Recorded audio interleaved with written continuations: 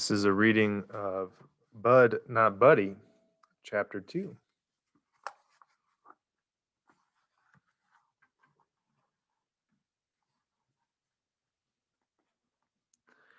There comes a time when you're losing a fight that it just doesn't make sense to keep on fighting. It's not that you're being a quitter, it's just that you've got the sense to know when enough is enough.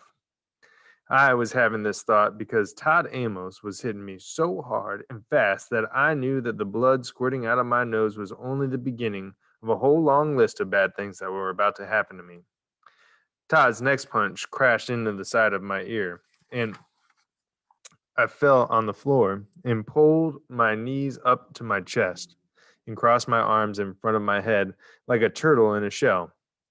I started scooching toward the bed, hoping I could not get under it. Todd started kicking me, but his slippers couldn't hurt me near as much as his fist had. The bedroom door opened, and his mother, Mrs. Amos, came in. She seemed like she was having a hard time figuring out what was going on because Todd's right leg got tired from kicking me, and he switched over to his left while she watched. Finally, Mrs. Amos said, kind of soft, "Toddy." Todd looked up, fell on his knees, and put his hands on his throat. He started huffing and puffing with his eyes bucking out of his head and his chest going up and down so hard that it looked like some kind of big animal was inside of him trying to bust out. This was my chance to get under the bed and pull the covers down so they couldn't see me. Mrs. Amos ran over to her son and fell on her knees. She put her arms around his shoulders. Toddy boy, are you all right? She looked over to where I was peeking out from under the bed. You little What have you done to Toddy? Todd coughed out. Oh, mother. He took in two jumbo breaths. I was only trying to help. He was sounding like a horse that had been run too hard in the winter. And look what it's gotten me. Todd pointed at his jaw, and Mrs. Amos and me could see a perfect print of the shape of my hand welted onto Todd's blubbery cheek. With one quick snatch, she had me from under the bed and out on the floor, lying down next to Todd. How dare you! This is how you choose to repay me? Not only have you struck him, you have provoked his asthma, Todd said. I just tried to waken him and make sure that he has gone to the lavatory, Mother. I was just trying to help. He aimed his finger dead at me and said, And look at him, Mother. This one's got bedwetter written all over him. I'm not bragging when I say that I'm one of the best liars in the world, but I gotta tell you, Todd was pretty doggone good. It seemed like he knew some of the same things I know, the things I think of all the time and try to remember so that I don't make the same mistake more than 7 or 8 times. Shucks, I've got so many of them rememorized that I've given them numbers. And it seemed like Todd knew number 3 of Bud Caldwell's rules and things for having a funner life and making a better liar out of yourself. Rules and things number 3. If you gotta tell a lie, make sure it's simple and easy to remember. Todd had done that. But this wasn't really a good test because Mrs. Amos had her ears set to believe anything Todd said. In her eyes, Todd's mouth was a prayer book. But I can't blame Todd for lying like that. Having someone who likes you so much that they think everything you say is the truth has got to be a liar's paradise. That might feel so good, it could make you want to quit lying. But maybe not, because Todd hadn't quit lying since the second I came to his house. What had really happened was I woke up from a good sleep because I felt the steam of a locomotive had jumped the tracks and chugged its way straight into my nose. When I jerked up in the bed and opened my eyes, Todd was standing next to me with a yellow pencil in his hand. He was looking at it like it was a thermometer and said, "Wow, you got up all the way up to R." He turned the pencil toward me and crunched up against my headboard. I saw Ticonderoga printed in on the yellow wood. The whole room smelled like the rubber from the eraser, and I was winking and blinking my left eye because it felt like something had poked the back of my eyeball. Todd laughed. I've never gotten it in as much as in as deep as the N on any of you other little street urchins. I just might enjoy your stay here. Who knows what other things you could be number one in, buddy? I'd already told him twice that my name is Bud, not Buddy. I didn't care that Todd Amos was 12 years old. I didn't care that he was twice as big as me. I didn't care that his mother was being paid to take care of me. I wasn't about to let anybody call me Buddy and stick a pencil up my nose all the way to the R. I swung as hard as I could at Todd's big balloon head. Somewhere between the time I threw my punch and the time it landed, my fist came open, and when my hand landed, it made a pop like a 22 rifle going off. Todd fell on the floor like he'd been cold cocked. He spluttered and muttered and felt the spot where I'd slapped him. Then a big smile came on his face, and he stood up and started walking real slow toward where I was on the bed. He untied his robe and dropped it to the floor like he was getting ready to do some hard work. I jumped to the floor and got my fists up. Todd might have been a lot bigger than me, but he'd better be ready. This was going to be the third be a bird's nest sitting on the ground for him. He could kiss my wrist if he thought I was going to let him whip me up without a good fight. Being this brave was kind of stupid, even though Todd was a puffy, rich old mama's boy who wore a robe and slippers. He could hit like a mule, and it wasn't too long before I decided enough was enough. But the story that Mrs. Amos was hearing from her lying son was only that Todd had tried to wake me up so I could go to the bathroom. Mrs. Amos hated bedwetters more than anything in the world, and my bed had a sticky, hot, smelly rubber baby sheet on it. She said it wasn't anything personal, and that after I proved myself for 2 or 3 months, I could get a proper cloth sheet. But until then, she had to protect her mattress. She pulled Todd to his feet and led him to the door. She looked over at me. You're a beastly little brute, and I will not tolerate even one night with you under my roof. Who knows what you would be capable of while we slept? The door shut behind them, and I heard the key jiggle in the lock. I plugged the right side of my nose and tried real hard to blow the smell of rubber out of the left side. The key jiggled in the lock again. This time, when the door opened, Mr. Amos was standing with Mrs. Amos. He was carrying my suitcase. Uh-oh, they looked inside. I could tell because the twine that held it together was tied in a kind of knot that I didn't know. This was wrong. They promised to keep it safe and not look in it.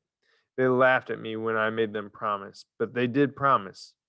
Boy, Mrs. Amos said, I am not the least bit surprised that you're at your show of ingratitude. Lord knows I have been stung by my own people before. But take a good look at me because I am the one person who is totally fed up with you and your ilk. I do not have time to put up with the foolishness of these members of our race who do not want to be uplifted. In the morning, I'll be getting in touch with the home, and much as a bad penny, you shall be returning to them. I am a woman of my word, though, and you shall not spend one night in my house. She looked at her husband. Mr. Amos, will show you to the shed tonight, and you can come back in tomorrow for breakfast before you go. I do hope your conscience plagues you, because you may have ruined things for many others. I do not know if I shall ever be able to help another child in need. I do know I shall not allow vermin to attack my poor baby in his own house. She talked like this, and she wasn't even a preacher or a teacher. Shucks. She talked strange like this, and she wasn't even a librarian. I only halfway listened to what Mrs. Amos was saying. I was too busy keeping my eye on the suitcase, wondering if they'd stolen anything from it, and thinking about getting even. When I thought she was done talking, I reached my hand out for my suitcase, but she told Mr. Amos, Oh no, we shall hold on to his beloved valuables. She laughed. This shall be our assurance that nothing comes up missing from the house, and that this little animal is still here in the morning. He is far too attached to those treasures to be going anywhere without them. Mrs. Amos was one of those grown ups who could always think of one more thing to say. And that is not all. Before you retire to the shed, you shall go to Todd and apologize, or I shall be forced to give you the strapping of your life. I'd been so worried about my suitcase that I didn't even notice that a thick black razor strap hanging out of Mrs. Amos's hand. She didn't have to worry. I'd apologize. One beating from these Amoses was enough for me. She grabbed my arm. Mr. Amos walked out of the room with my suitcase, and Mrs. Amos pulled me down the hall to Todd's room. We stood outside the door listening to Todd groan. When Mr. Amos came back, my suitcase was gone. He had been so quick that I knew my bag couldn't be too far away. She tapped on Todd's door. Toddy, may may we come in? Todd's groans got a lot louder. Finally, he said, Yes, Mother. Joe cough. Come in. We opened the door, and as soon as he saw me, Todd got real terrified look on his face. He scooched up to the headboard and wrapped his arms around his head.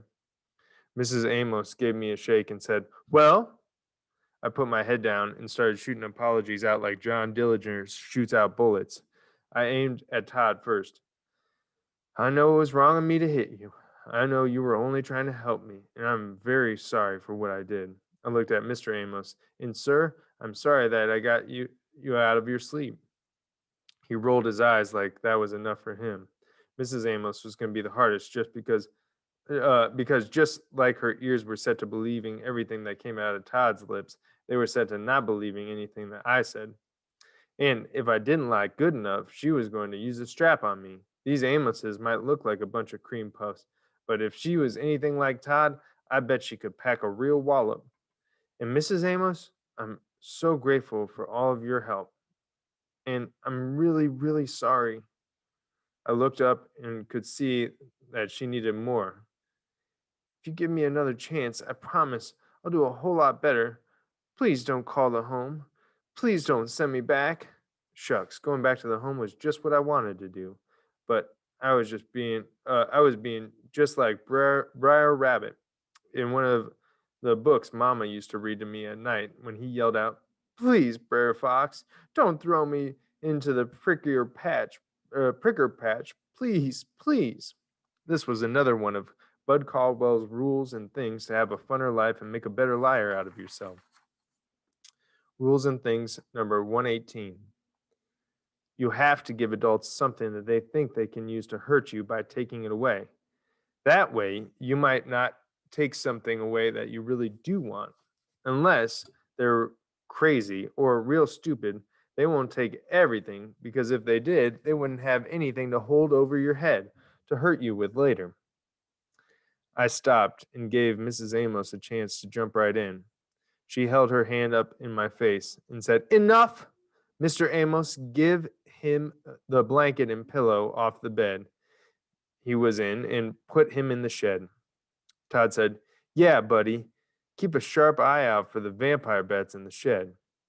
It was like a miracle. Todd's asthma was gone and he turned into a real chatterbox.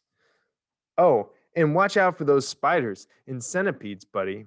The last kid who got put in there got stung so bad he swelled up as big as a whale when we got him out in the morning. I guess I didn't look scared enough because Todd kept going. The kid before that hasn't been found to this day. All that's left is that big puddle of his blood on the floor.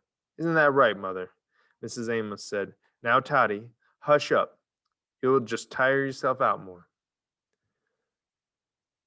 I noticed that she never denied the things that Todd had said about the vampires and centipedes and spiders and puddles of blood.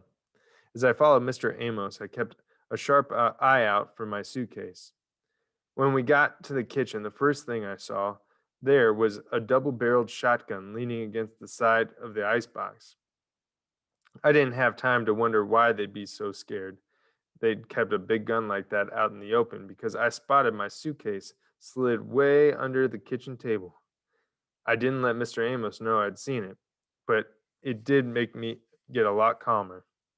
We went out the back kitchen door and down the steps into the dark. We walked around the back of the shed and he put a key in the padlock. The chain rattled and the lock came off and the door creaked open. Even though it was nighttime, there was a whole different, scarier kind of dark in the shed, a colder dark with more grays and more shadows. A old smell leaked out, and it seemed like it was a perfect smell uh, that all this gray would have. Mr. Amos nudged me, and I took baby steps into the shed. He could kiss my wrist if he thought I was going to beg him and say things like, "I'll do anything you folks ask me if you don't lock me up in here all alone." I squeezed my tongue between my teeth and hold it still, because I know a lot of times your brain might want to be brave, but your mouth might let some real chicken sounding stuff fall out of it. I stood a little bit inside and looked around. Right under the window was a pile of stacked wood. There was a bunch of dusty spider webs in front of the little window, and someone had pasted old yellow newspapers over the glass so the kids who got locked in there couldn't peek out. Mr. Amos handed me a blanket and a pillow and gave me another nudge. I took two more baby steps in. I looked down at the floor. If I was like a normal kid, I would have busted out crying, but I stood there breathing hard. It was a good thing I bit my tongue because I came real close to saying those stupid begging words to Mr. Amos.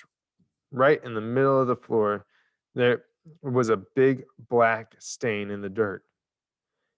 They really were going to make me sleep in a shed with a patch of blood from a kid who had disappeared out here a couple of weeks ago. The floor went completely black when Mr. Amos pulled the door shut. I could see it now, but I I'd rememorized the exact shape the stain was in. The padlock snapped shut with the loudest click I'd ever heard.